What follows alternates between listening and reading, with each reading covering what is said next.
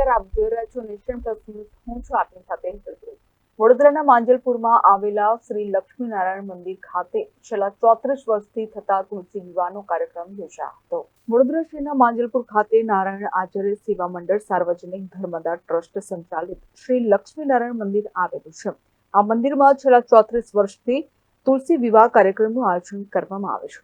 ત્યારે આ વર્ષે પણ તુલસી વિવાહનો ભવ્ય કાર્યક્રમ યોજવામાં આવ્યો હતો, જેમાં ભગવાનની પાલખી સાથેના વરઘોડાની મંદિર પરિસર ફરતે 4 પરિક્રમા યોજવામાં આવી હતી, જેમાં વાદ્ય, લગ્ન ગીત, ભજન સાથે શ્રદ્ધાળુઓ મોટી સંખ્યામાં ઉપસ્થિત રહ્યા હતા.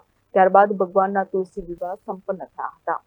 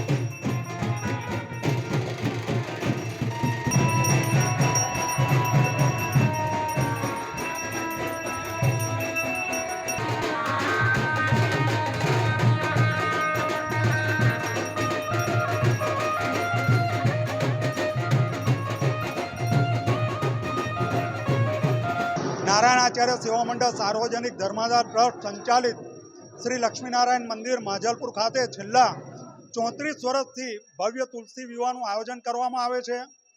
અને ભગવાન શ્રીનો વરઘોડો પાલખીમાં જે મંદિર પરિસરમાં 4 પ્રદક્ષિણા કરી ત્યારબાદ ભગવાનનું તુલસી માતા સાથે તુલસી વિવાહ સંપન્ન કરવામાં આવે છે. સાથે સાથે અત્યારે લક્ષ્મીનારાયણ મંદિરનું બંસીપાળ પથ્થરમાંથી નવનિર્માણ તથા જીર્ણોદ્ધારનું કામ પણ આરંભ કરવામાં આવેલું છે. જય શ્રીમન નારાયણ.